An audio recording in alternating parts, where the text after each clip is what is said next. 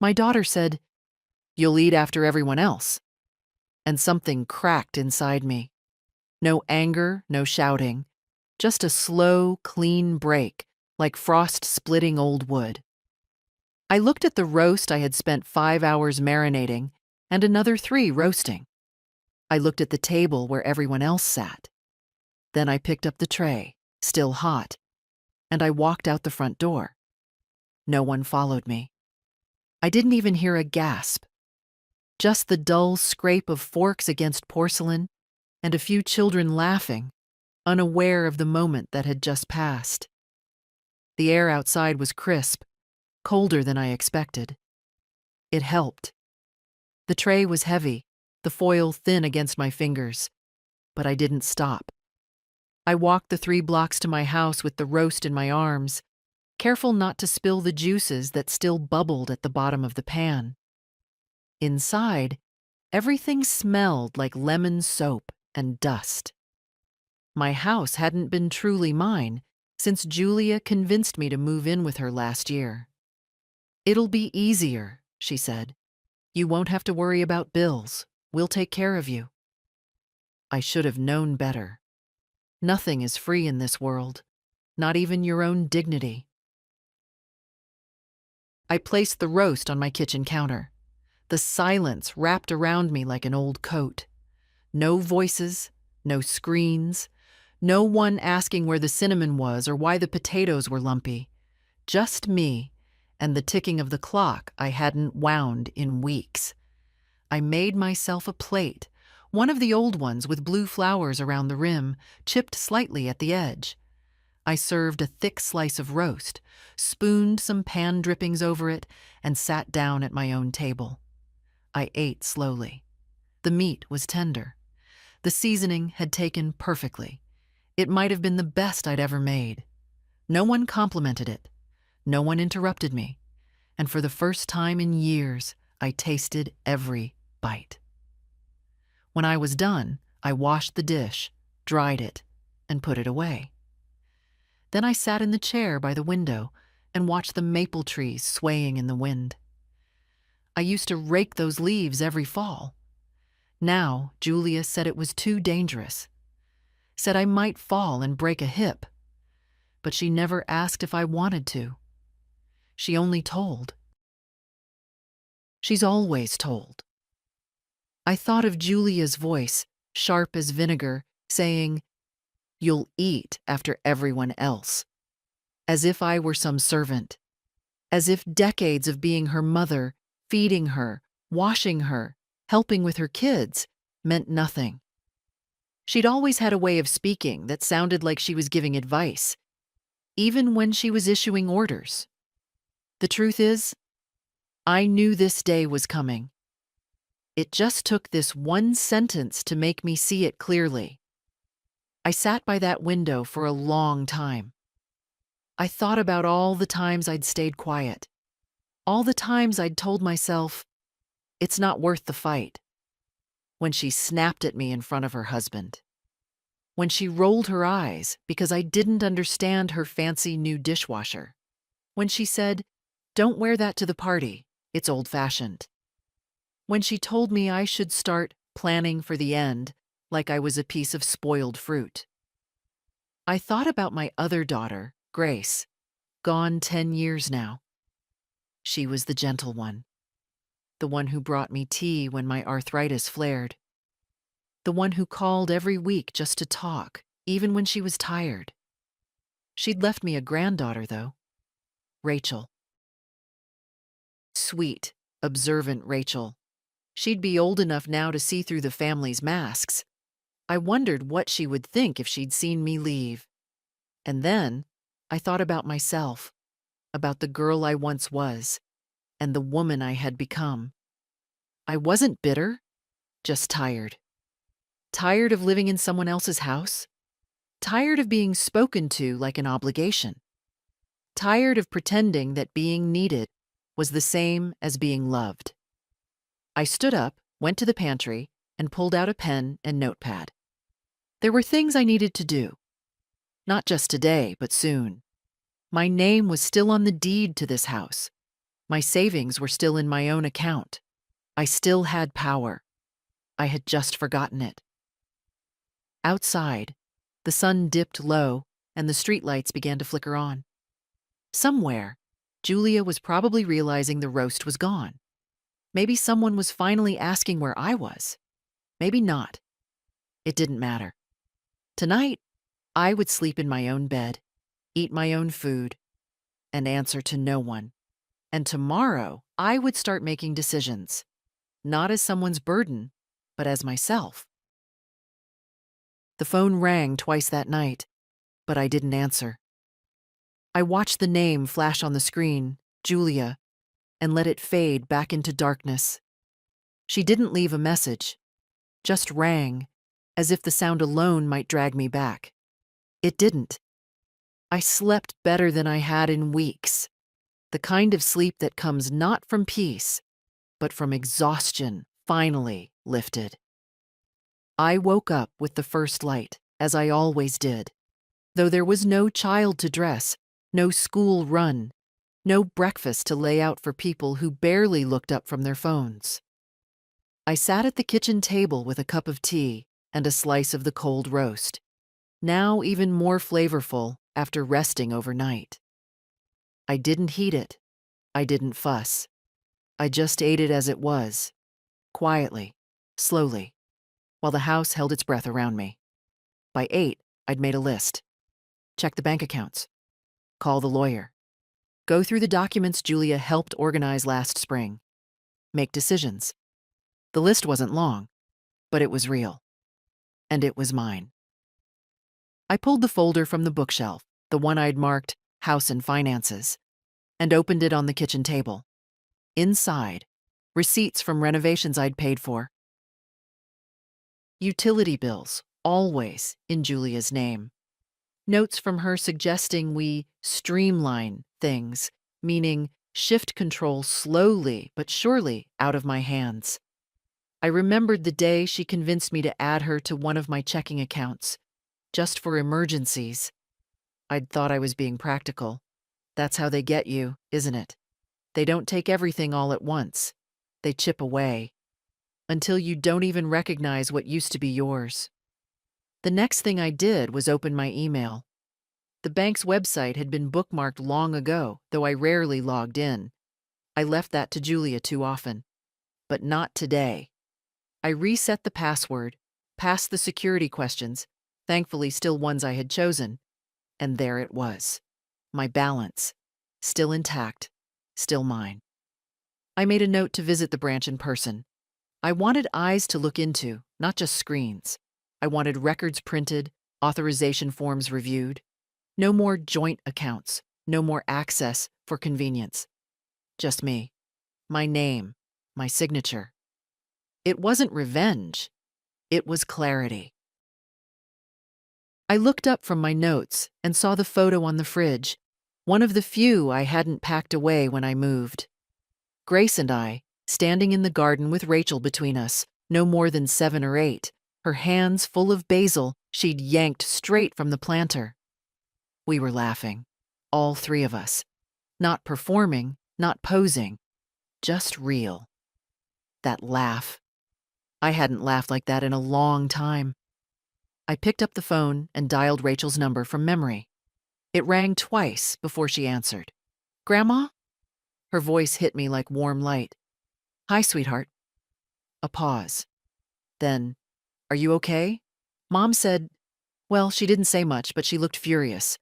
I figured something happened. I smiled. Something did happen. I remembered I'm still alive. Rachel was quiet for a moment, then let out a short laugh. "Well, that's one way to put it." "I left," I said simply. "Last night. I took the roast and I left."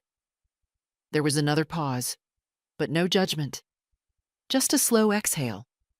"Good," she said. "Good for you." I felt my throat tighten. "Would you like to come by sometime?" I asked. "I'll make lunch. Nothing fancy." "Tomorrow?" she said quickly. I mean, if that's okay. Tomorrow would be lovely. After we hung up, I walked through the house slowly. I hadn't really looked at it in a long time. The curtains I'd sewn myself before Julia was born. The chipped ceramic lamp I refused to replace. The bookshelf full of old paperbacks no one ever borrowed. Everything had a place. Everything held weight. I dusted. I polished. I opened windows. The house exhaled with me. At noon, I went to the backyard and stood by the raised beds.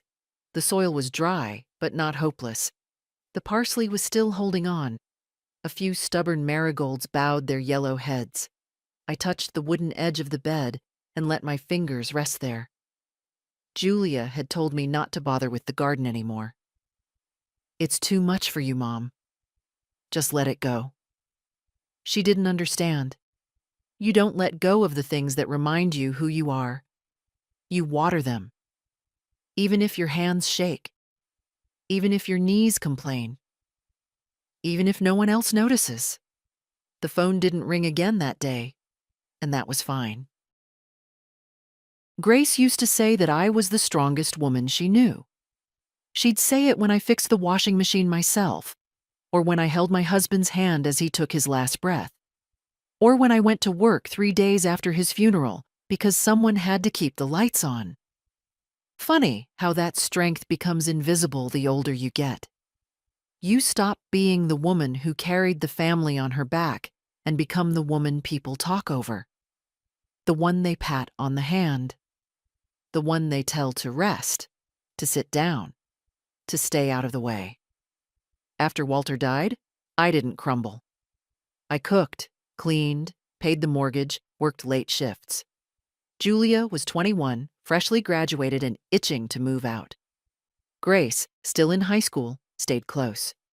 She always had one foot in the real world, never too swept up in ambition to forget who raised her. Julia had drive, no doubt, but Grace had heart.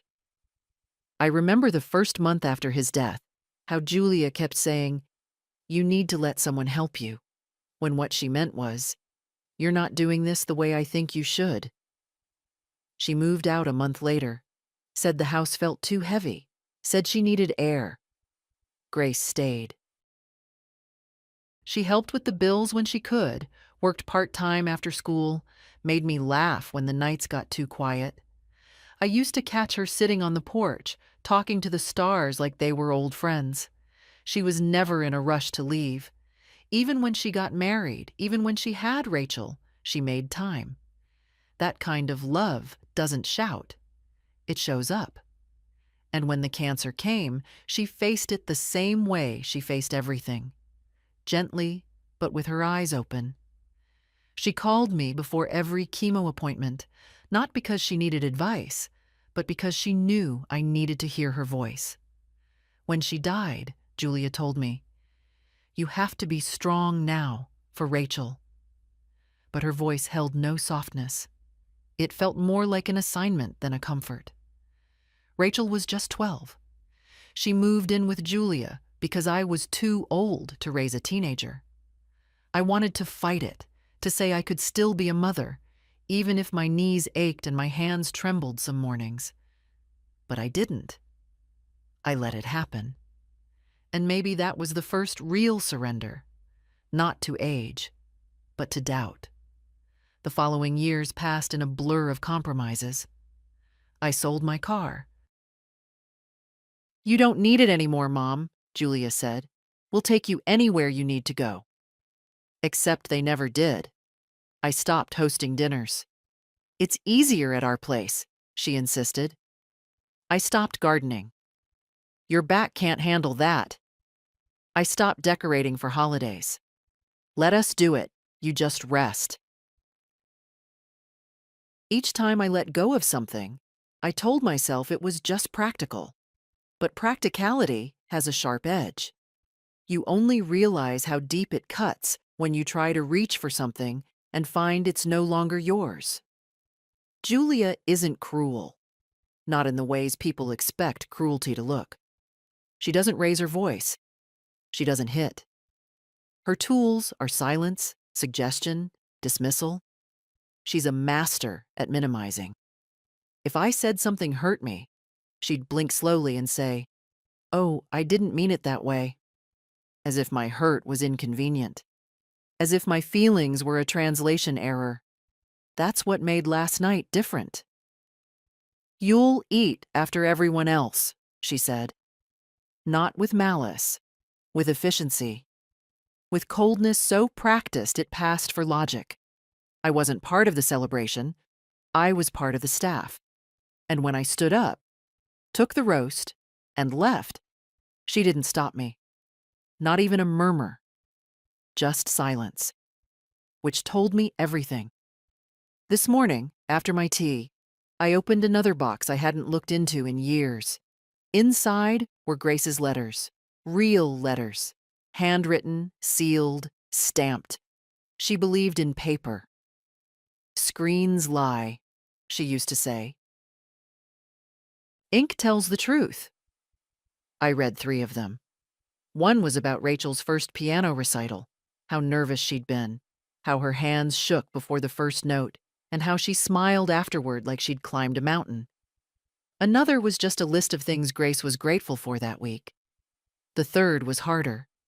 It was written after a scan, the one that showed the cancer had spread. "I'm not afraid of dying," she wrote. "I'm afraid of being forgotten." I folded the letter and held it close. "I haven't forgotten you, baby," I whispered. "I never will." I spent the afternoon writing a new letter, this one to Rachel. Not an apology, not a complaint, just a story. A slice of memory from when she was small and I taught her how to make a pie crust. Her tiny hands covered in flour, her face stern with concentration. I ended it with, "You were always paying attention. I see that now. I just want you to know. So was I." I sealed the envelope, wrote her name, and placed it by the door. Tomorrow, I'd give it to her in person. There's a kind of silence that comes not from peace, but from absence. That was the kind filling Julia's house the morning after I left. I imagined it while I boiled water for tea, how the children whispered over cereal, unsure why Grandma's chair was empty. How Julia's husband glanced at her, waiting for an explanation, and how she, with all her talent for deflection, probably said nothing at all. Silence is easier than admitting your mother walked out on you in front of your guests with the main course under her arm. I sat on my porch with my tea, wrapped in an old cardigan Grace had given me the Christmas before Rachel was born. The elbows were thinned, one pocket coming loose at the seam, but it still smelled faintly of her favorite vanilla lotion. I watched a squirrel dart across the fence, then freeze, mid-motion, sensing I was watching. I smiled. I liked the company. Around 10, I heard Rachel's voice before I saw her. "Grandma?" I stood up too quickly and felt the familiar pinch in my right knee. "Back here, sweetheart." She came around the side of the house holding a brown paper bag, hair tied up, cheeks flushed. "I brought pastries," she said. "From that little place near the bookstore, the one you used to love." I nearly laughed. "Used to? I still do. Come in." We sat at the kitchen table with warm cinnamon twists between us. Rachel poured the tea like she'd seen me do it 100 times. She probably had. She didn't ask questions at first, and I didn't rush to explain. We just ate. Slowly, like we had time. "I saw Mom's face last night," she said finally. "When she came back to the table, she looked hollow, like she didn't expect you to actually go." I sipped my tea. "Neither did I, until I did." "I'm glad you did." She looked down. I wanted to say something, but it didn't feel like my place. "It wasn't," I said. "And yet, here you are." She smiled, but it didn't quite reach her eyes. "She's not a bad person," Rachel said quietly. "But she treats you like a favor she's doing for the universe. like she expects applause for letting you exist in her house. I didn't say anything. I know that sounds harsh, she added. No, I said. It sounds accurate.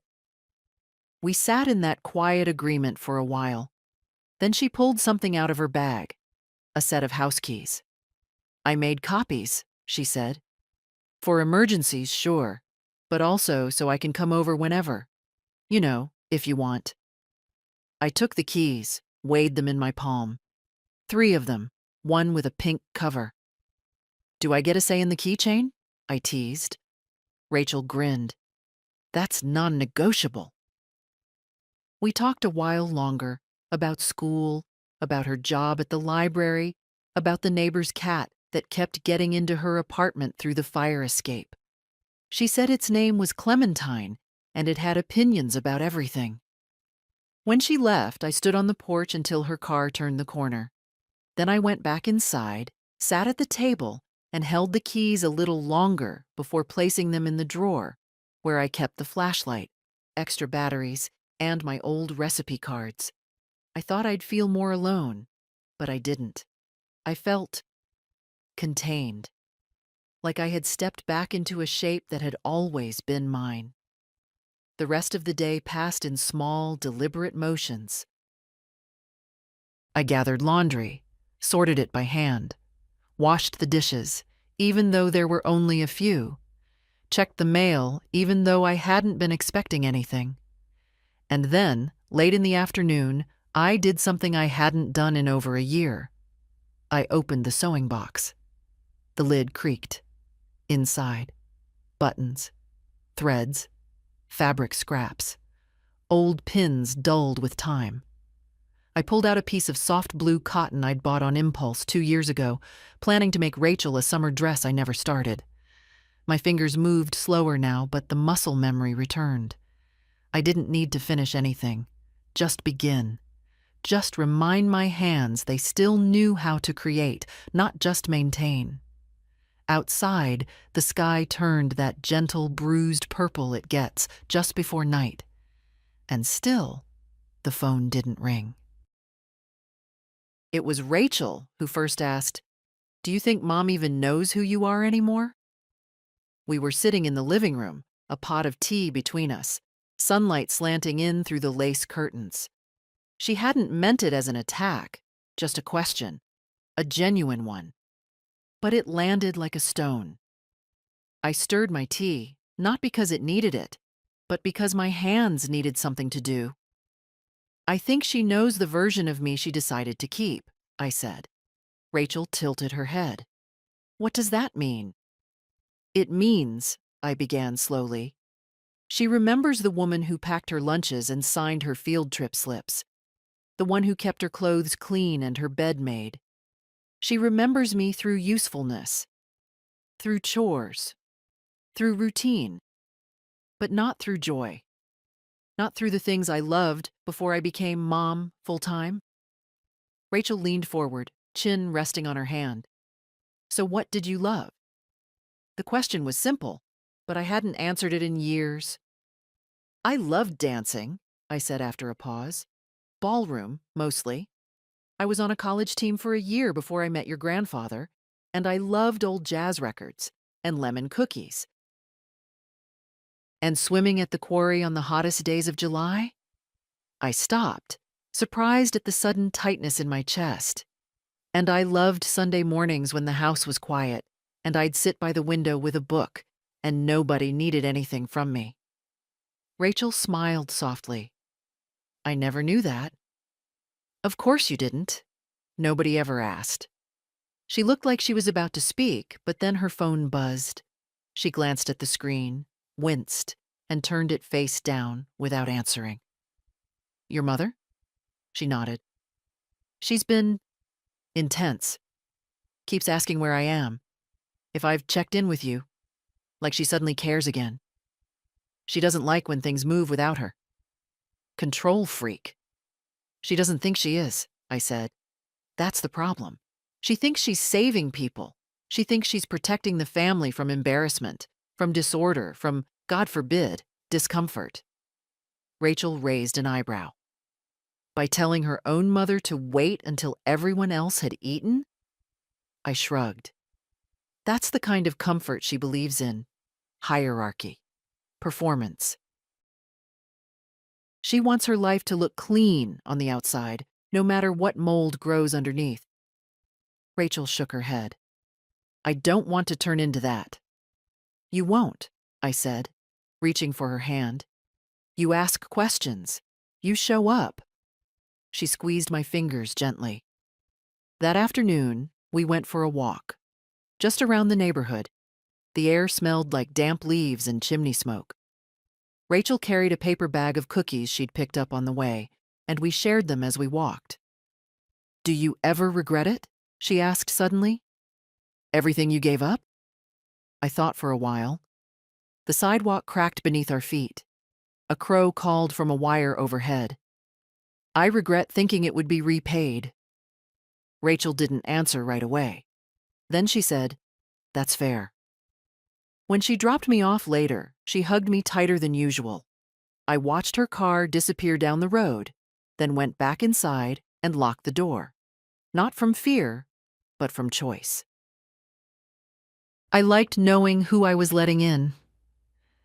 That night, I sat by the radio and found a station that still played jazz. Coltrane, specifically. I closed my eyes and remembered the smell of waxed floors, the weight of someone's hand on my waist, the thrill of turning in step with a rhythm larger than both of us. I didn't dance, not really, just swayed in place. But it was enough. The next morning, Julia came to the house. I saw her through the window, standing stiff on the porch, holding something in her arms. I didn't move. I let her knock twice. Then I opened the door. Hi, Mom, she said. Her voice was too bright, too brittle. I nodded. Julia. She held out a foil-covered dish. I brought your Tupperware back and some turkey from, well, what was left. I looked at it and didn't reach for it. I have food, I said. Her smile faltered. I just thought, why are you really here? She bristled. Is it so strange for me to visit? Yes, I said plainly. She looked past me into the house. Rachel's been avoiding me. She's been here. A pause. Julia took a breath. Mom, I know things have been tense, but you have to understand. There were guests, expectations. I didn't mean to be disrespectful. You just didn't care if you were. That's not fair. No, I said. It's not. But it's true. We stood there for a few seconds, the air between us thick with things that had never been said.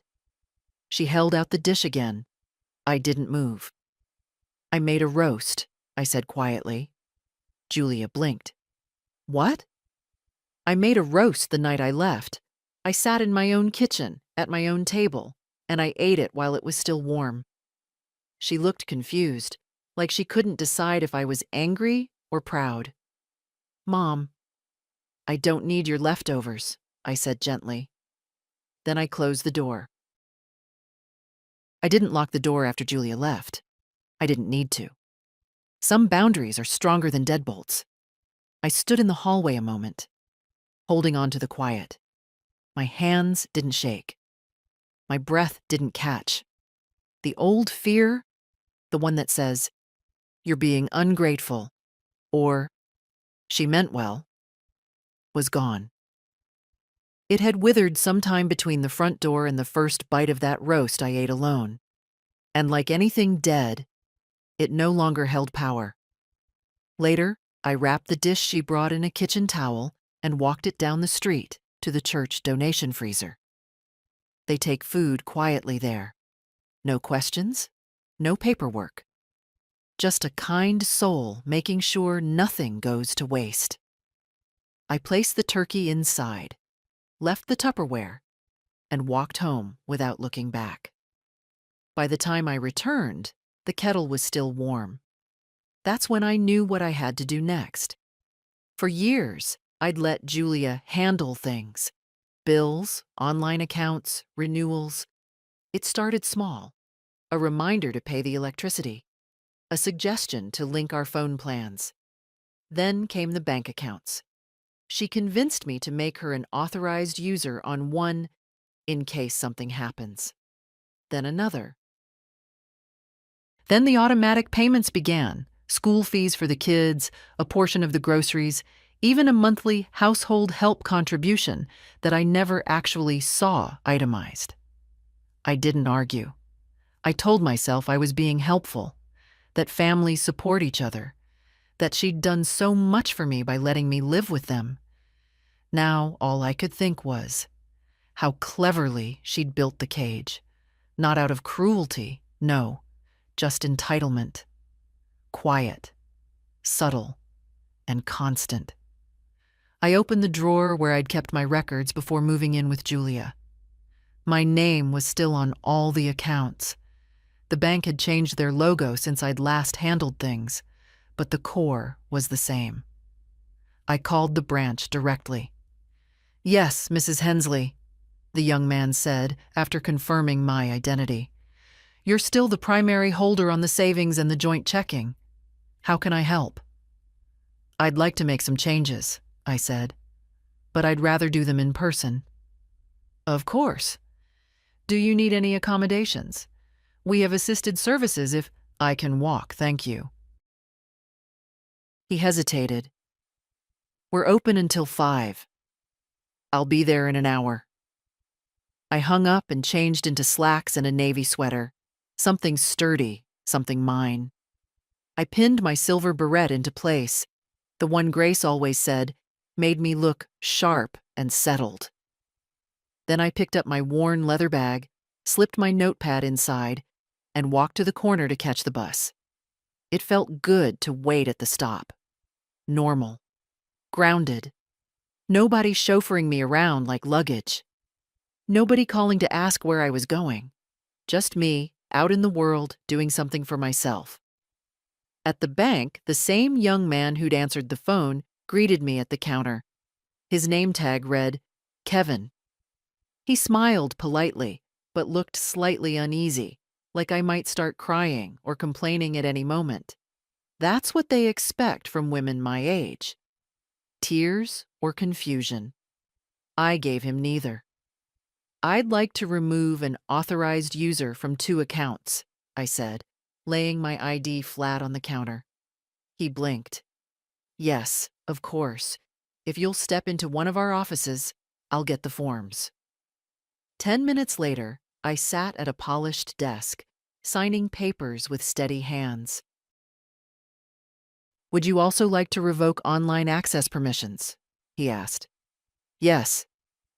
"And automatic transfers?" "All of them." He paused, eyes flicking to the screen. "There's a recurring transfer of $450 every month to a school tuition account." "I know," I said. "Cancel it." Another pause. "There are also smaller ones. Subscriptions, home services, some rideshare activity. Do you recognize these?" "No." "Cancel everything." He nodded and began typing. "You'll receive confirmation emails later today." I handed him a new email address I'd made that morning. "Send them here." His fingers hesitated again.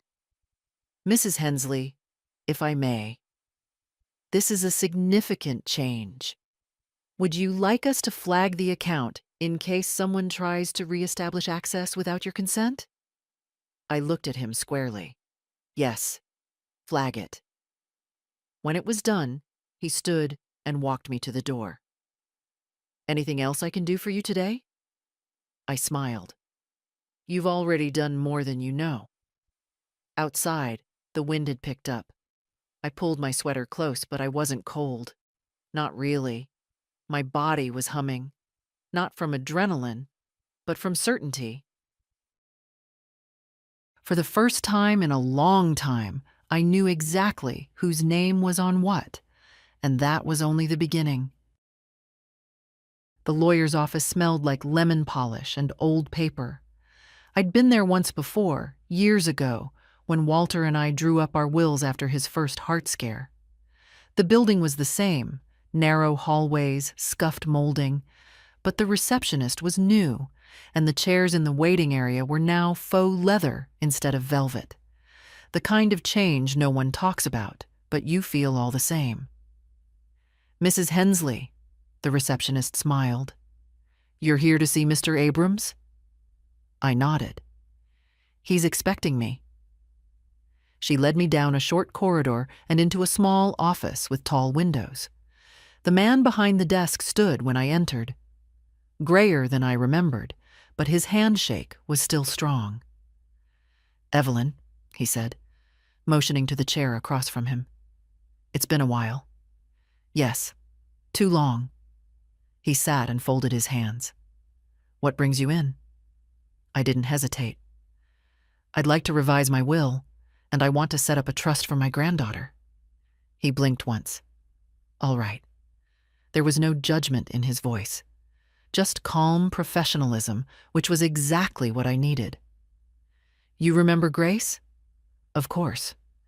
She's gone now." "Been gone a while." "I'm sorry." I nodded once. "She left a daughter, Rachel. I want to ensure that whatever I have left goes to her, not to my other daughter."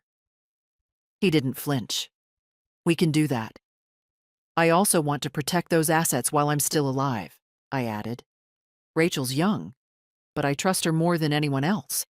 I don't want Julia or anyone else having access to anything in my name." Mr. Abrams opened a legal pad and began taking notes. "We can create a living trust. You'll retain control as trustee, but designate Rachel as the beneficiary. That way, when the time comes, she'll inherit without going through probate." "Good. I'd also recommend revoking any financial power of attorney that currently names Julia." "Already done," I said. "The bank's been notified. Her access is gone." He glanced up, lips twitching into something between a smile and a nod of approval. "I want the trust to include the house," I continued. "All the accounts I still hold, any investments, everything." "That's doable. We'll draw up a schedule of assets and transfer ownership into the trust entity. You'll still live in the home, use the funds, but legally, the trust owns it." "Perfect." He looked at me for a moment. Pen paused above the paper. "May I ask what prompted this change, Evelyn?" I took a breath. "She told me to eat after everyone else." His brow furrowed, then smoothed again. He didn't need the details. The sentence was enough. "I see. She's been managing things for years. Not badly, but not kindly either. I let it happen. I thought I was being helpful. But lately, I've started remembering that I'm still a person, not a duty, not a wallet with a cardigan." He made a few more notes. "I don't want this to be a punishment," I added. "I just want to be clear about where I stand. I want Rachel to have what I built, not what someone else siphoned off. She'll have it." The appointment took another hour. By the time we finished reviewing forms and outlining contingencies, I felt steadier than I had in months. As he slid the draft papers into a folder, Mr. Abrams looked at me with quiet respect. "Most people wait too long," he said, "until they've already been drained." I waited long enough. He stood to walk me out. "When everything's finalized, I'll call you," he said.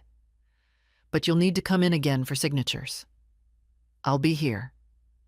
Outside, the sky had turned slate gray, and the air smelled like rain. I didn't rush. I walked past the pharmacy, past the bakery, past the tiny park with the rusted swing set. I sat on a bench under the trees and just breathed for a while. There's something strange about reclaiming control after giving it away for so long. It doesn't feel triumphant. It feels quiet, like adjusting your posture after years of leaning the wrong way. My phone buzzed. A message from Rachel. "Everything okay, Grandma?" I typed back, "It's starting to be." Then I slid the phone into my pocket and listened to the wind in the leaves. The papers were ready within a week. I returned to Mr. Abrams' office on a Thursday morning. The sky was clear for once, sunlight pooling like gold on the sidewalks, but the wind still had bite. I wore my wool coat, the one Grace bought me the year she got her promotion. She said it made me look like someone who doesn't ask for permission. I folded it neatly over the back of the chair in Mr. Abrams's office as he laid out the documents across the desk. "There's the will revision," he began, tapping each page gently. "Here's the trust agreement. Rachel is named as sole beneficiary. You're the trustee. The house, accounts, and investment funds are listed in the Schedule A attachment. And here," he paused, "is the formal revocation of financial power of attorney." I looked at the thick envelope marked Julia Hensley. It was already addressed and stamped. "She'll receive a copy," he confirmed, "along with the cease letter. She'll have no legal standing to act on your behalf moving forward." I took the pen. My hands didn't shake. I signed every page, slowly, deliberately, watching the ink curve behind me like a trail I could finally see forming in real time. When we finished, Mr. Abrams gathered everything and slipped the signed documents into a large binder. "That's it," he said. "You're no longer operating under assumption or habit. Everything's legally yours again." I nodded. "Good. There is one more thing," he said, opening a small drawer. "Do you want to include a medical directive? Someone to speak for you if you can't?" I didn't hesitate. "Rachel, she's under 30, he warned gently. "That's fine by law, but emotionally, she's the only one who still asks what I want." He nodded and slid the form across the table. We finished in under 20 minutes. When I stood to leave, Mr. Abrams offered me the binder.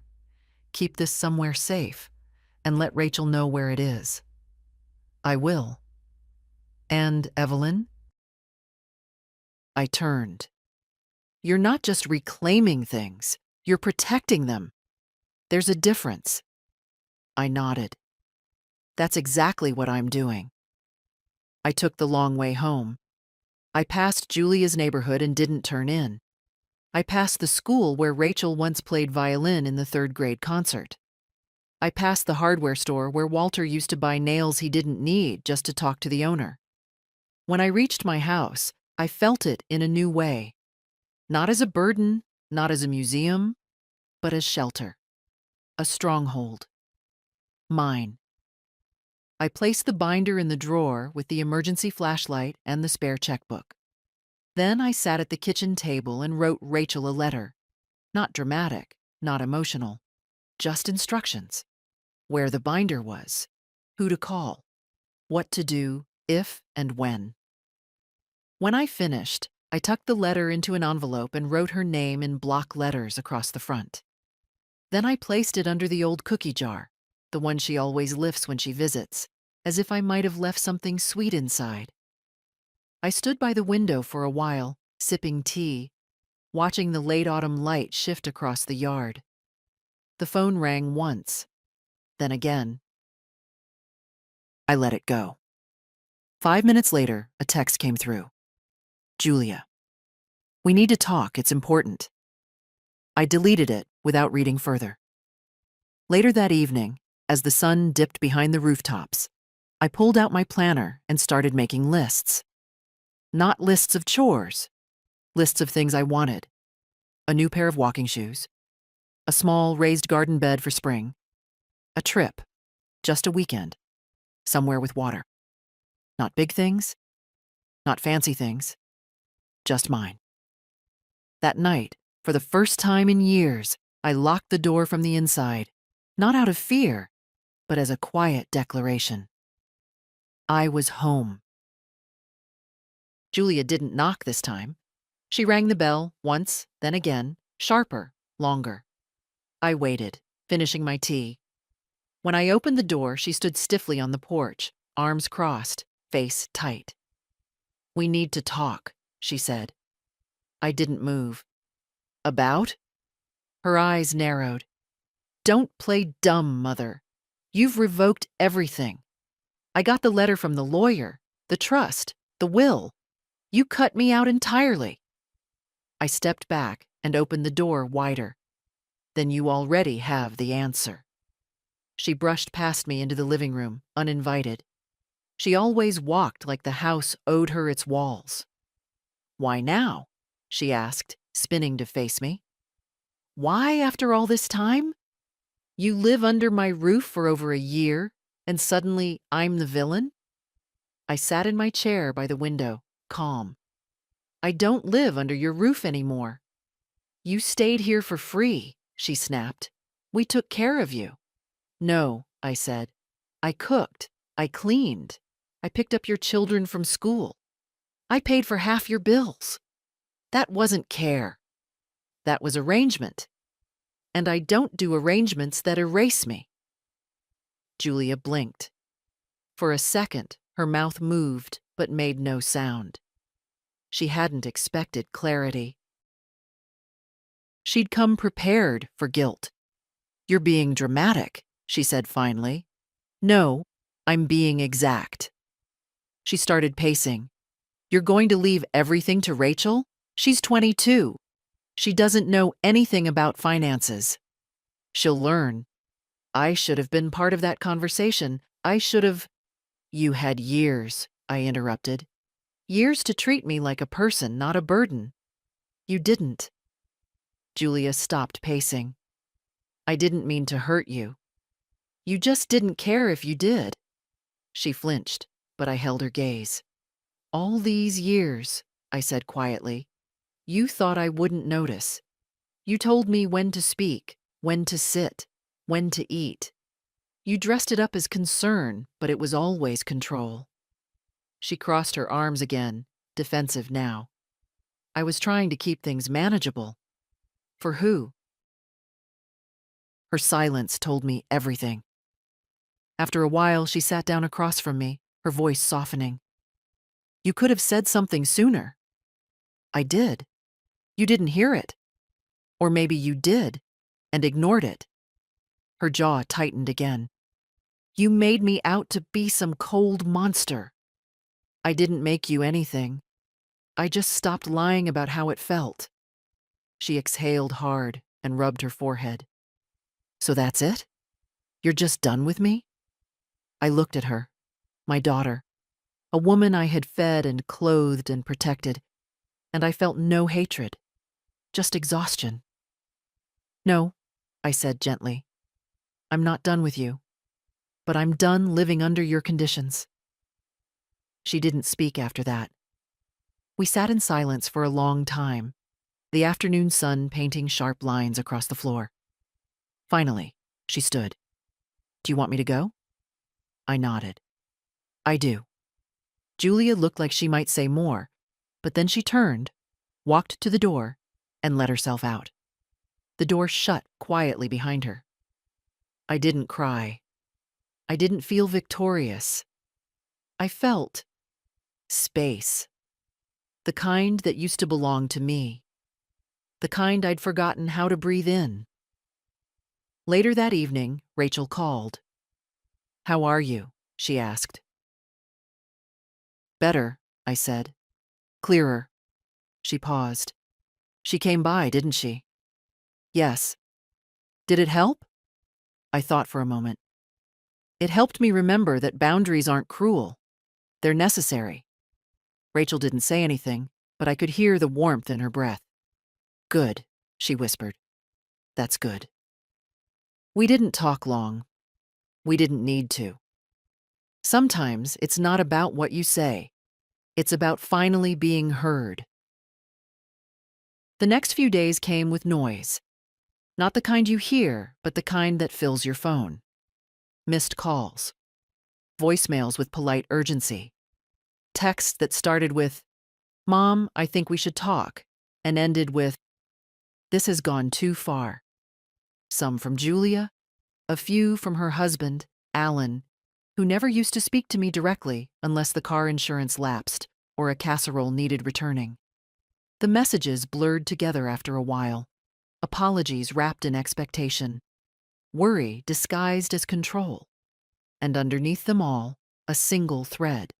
They were losing access, and they didn't know how to function without it. I didn't answer. It wasn't revenge. It was space. I left my phone on the kitchen counter and spent mornings on the porch with a blanket and a book. I'd reread the same paragraph 4 times, not because I couldn't focus, but because I liked the rhythm of the words. I'd forgotten how books felt in the hand, how they changed the texture of time. Around noon each day, I'd walk, not far, just through the neighborhood, past the hardware store, past the post office where Mr. Duncan still flirted shamelessly despite being 92 and nearly deaf. Sometimes I'd pick up lemons or fresh bread. Sometimes I'd buy nothing at all, just to remember what it felt like to move freely through a place without purpose. The house stayed warm. I baked for myself, small batches. 2 muffins, not 12. 1 pot of soup, not a vat. I ate at the table, not in front of a screen, not standing near the sink, and always from a real plate. That mattered to me. On the 3rd evening, the doorbell rang. Not Julia, not Alan. It was Toby, Rachel's younger cousin, Julia's son. 16. All long limbs and nervous energy. He held a paper bag and wouldn't look me in the eye. "Mom made me bring this," he said, thrusting the bag forward. "It's, some food, I think, and a card." I took it, more for him than for myself. "You want to come in?" He hesitated, then nodded. Inside, he stood awkwardly in the hallway while I set the bag on the counter and peeked inside. Chicken in plastic containers, a slice of pie. The card was unsigned. Toby cleared his throat. "I think she's scared." "Of what?" "Of not being forgiven." I nodded. "And you?" He shrugged. "I'm just confused. You were always there. Now you're not. That's what happens when people stop seeing you." He looked down at his sneakers. "Rachel says you're not mad, that you're tired." "I am." He nodded again. "I liked it when you lived with us," he said. "Even if Mom always made it seem like you were in the way." I smiled. "Thank you." He looked around the house, taking in the photos, the quiet. "It's different here. It smells like real." That made me laugh. "That's probably the onions." He grinned. Before he left, he paused by the door. "Are we still family?" I looked at him, so young, still growing into his voice. "Always," I said. "But family and boundaries aren't enemies." He frowned. "What's that mean?" "It means you're allowed to say no to people you love." "Oh." He stood there for a second longer, then stepped forward and hugged me. Awkward and quick, but real. After he left, I sat at the table with the card. No signature, no note. Just a blank interior with one typed word on the front. "Sorry." It didn't feel like enough, but I wasn't waiting for it to be. That night, I didn't turn the phone off. I just turned the volume down. The sound of my own breathing was enough. Julia waited a full week before trying again. This time, it came by mail. A pale blue envelope, her handwriting on the front.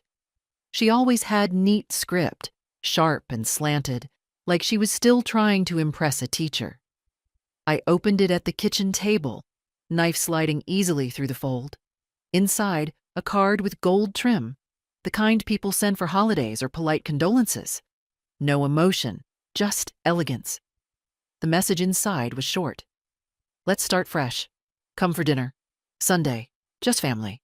Just us. Love, Julia." I read it twice. Then I placed it back in the envelope and set it aside. I didn't need time to think. I already knew the answer. When Sunday came, I didn't go. I didn't call. I didn't explain. I simply made my own dinner: roasted carrots, a piece of fish, rice with lemon zest, and I ate it by the window as the sky went soft and gold. Around 7, the phone rang. Julia. I let it go to voicemail. Then it rang again, and again. Finally, I picked up. Her voice was clipped, too steady. "You got the card?" "Yes. We waited for you." "I know. I made the lamb, your recipe." I stirred my tea. "That's nice." She exhaled sharply. "Are you punishing me?" "No," I said. "I'm declining." She didn't understand. I could hear it in the silence. "It's just dinner, Mom. It's never just dinner with you." A pause. "I'm trying to make things right." "No," I said. "You're trying to reset the board, back to how it was, back to what was comfortable for you. But I'm not playing anymore." Her voice cracked, just slightly. "Rachel says you've changed." "She's right. I don't know what you want from me." "Nothing," I said. "That's the point." Silence stretched long between us. Then, in a smaller voice, she said, "I miss you." "I believe you." More silence. "But I won't go back," I added. "I won't sit at a table where I'm asked to earn my place. I won't trade my presence for permission." Her voice hardened. "You think you're better than us now?" "No," I said. "I think I finally remember I matter." She didn't respond, and I didn't fill the gap. Eventually, she said, "I don't know what else to do." "You don't have to do anything," I said gently. "Just stop expecting me to return to who I was when I forgot myself." She ended the call. Not with anger, just with a kind of finality. A door she didn't know how to open and wasn't ready to walk through. I sat there a long time, listening to the quiet. Not lonely, not triumphant, just still. Later, I opened the drawer, took out the blue envelope and tore it in half. Then again, and once more. The scraps fluttered into the trash like dried petals. I went to bed early. No dreams, just rest. And in the morning, I woke without dread. I signed the lease on a Tuesday. It was a small apartment, 2 rooms and a kitchen, on the 2nd floor of a quiet building near the park. Nothing grand, nothing polished. But the windows faced east, and the light poured in like honey each morning. That mattered more than granite countertops ever could. The landlord, Mr. Patel, was kind. He helped carry the boxes up the narrow stairs and showed me where the breaker panel was, just in case. When I asked about painting the kitchen cabinets, he shrugged and said, "As long as you don't pick black, I trust you." I chose sage green. Rachel helped me settle in. We made a day of it. We unpacked slowly, drinking iced tea from mismatched mugs and laughing when we found things I didn't even remember owning. She hung a small framed print above the sink, a lemon tree, soft and faded. "It looks like you," she said. "Rooted, but still growing." I smiled. That's nicer than being called hardy. We spent the afternoon arranging the bookshelves. Grace's letters went into a wooden box that now lived on the side table, close enough to touch. By evening, Rachel had to leave. Before she did, she placed a plant, a trailing pothos, on the windowsill. "Every woman needs a plant," she said. "It's proof you can still nurture something." After she left, I sat on the couch and listened to the new quiet. Different from the silence in Julia's house. This one didn't press. It welcomed. It asked nothing. I made a simple dinner: sautéed spinach, a boiled egg, toast. I ate it slowly, watching the shadows climb the opposite wall. No one asked why there weren't more sides. No one criticized the softness of the yolk. The next morning, I met my neighbor.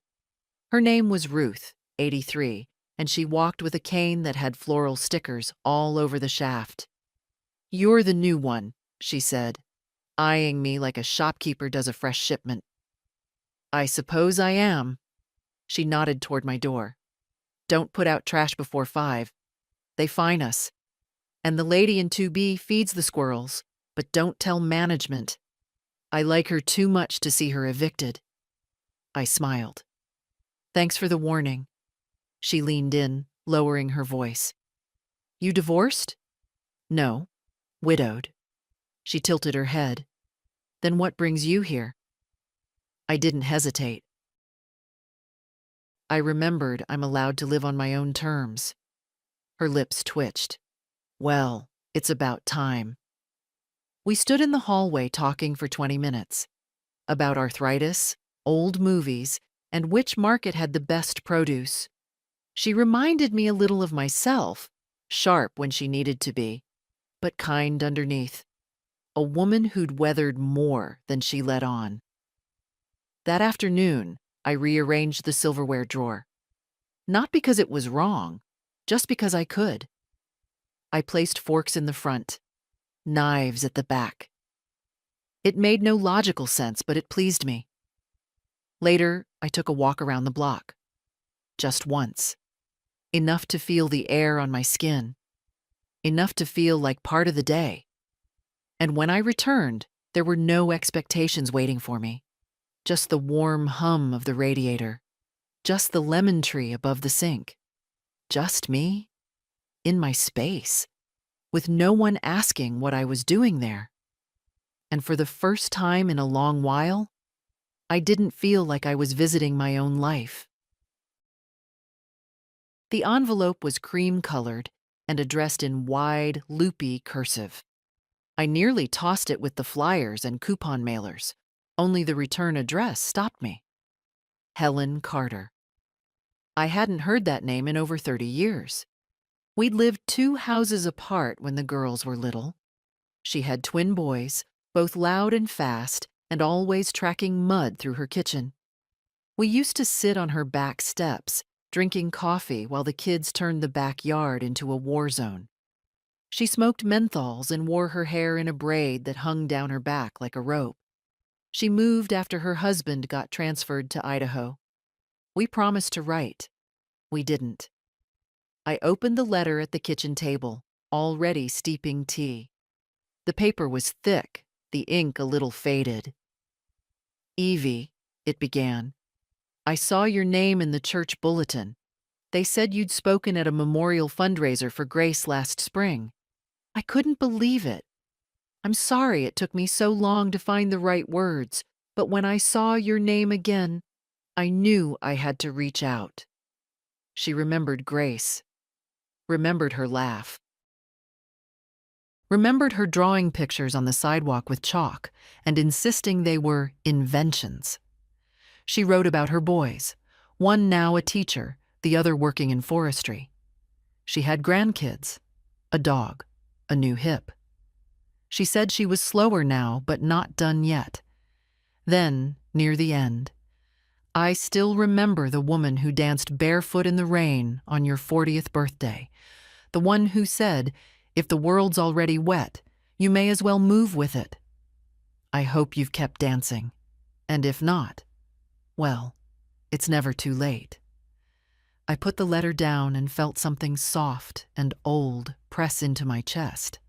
Not sadness, not quite nostalgia, just recognition. I had forgotten that woman. She wasn't a fantasy or a version of myself from a dream. She was real. She lived here once, in this body, with these hands. And I'd buried her under years of, "Is dinner ready?" and "Can you pick up the kids?" and "You're just being sensitive, Mom." I stood up, crossed the kitchen, and opened the drawer where I kept old tea towels. At the very back, folded tight, was a CD Rachel had burned for me years ago. Grandma's Jazz, written in silver marker. I didn't even know if it would play anymore, but I pulled out the old stereo, dusted it off, and tried. It crackled. then caught. Nina Simone's voice filled the room, low and deep, like honey turning in the spoon. I stood by the window, arms crossed, just listening. Then I let myself sway. Just a little. The floor creaked beneath me, and my knees didn't love the movement. But I moved anyway. In my socks. With no one watching. With no performance. It wasn't dancing, not really. But maybe it was close enough. I wrote Helen back that same afternoon. I told her thank you for remembering, for seeing, for naming the version of me I had forgotten. I told her about Grace, about Rachel, about the roast I carried out the front door like an offering to my old self. I didn't mention Julia. I didn't need to. I ended the letter with a line she'd once said to me after I'd spilled coffee on a new dress and nearly cried over it. You're allowed to be messy. Just don't pretend it's someone else's mess. I'd never forgotten that, even if I forgot everything else. When I walked to the mailbox, the wind picked up.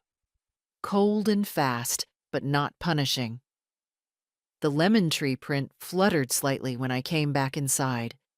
I touched the frame lightly. I remember you, I said quietly. And I did. Rachel came over on a Friday. No warning, no text. Just a soft knock and her face behind the frosted glass. I brought mushrooms, she said, holding up a brown paper bag. And those little onions you like. I was just about to make soup, I said. Perfect, she smiled. I'll chop. We didn't rush. The kitchen wasn't large, but we moved around each other easily. I showed her where I kept the knives, still sharp, still familiar. She peeled onions with practiced hands, eyes blinking from the sting. I forgot how strong these are, she muttered. That's how you know they're honest, I said. She laughed and wiped her eyes. I cleaned the mushrooms gently with a towel. No soaking, no shortcuts. She watched for a moment, then mimicked me. Mom always scrubs them under the faucet. Your mother never had patience for mushrooms. Rachel didn't argue. She just nodded. We worked in comfortable quiet, broken only by the bubbling of the pot. The smell filled the apartment, earthy, savory, warm. She found bowls in the cabinet without asking, set the table without fuss. When we sat down, neither of us reached for our phones. She tasted the soup and closed her eyes. God, Grandma, this is perfect. I smiled. It's just soup. No, she said. It's yours. That's the difference. We ate slowly. She dipped her bread into the broth and let it soak before each bite. When the bowls were nearly empty, she looked up. Do you think I'll end up like her? There was no bitterness in her voice, just the question. Bare, genuine. No, I said. You already asked the question she never could. Rachel toyed with her spoon. She's trying again, sending messages, telling me she wants to talk. Do you want to? She thought for a long moment, then shook her head. Not right now. I just don't trust what she wants. You don't owe her more than you have to give. She looked relieved, not because I gave her permission, but because I said it aloud.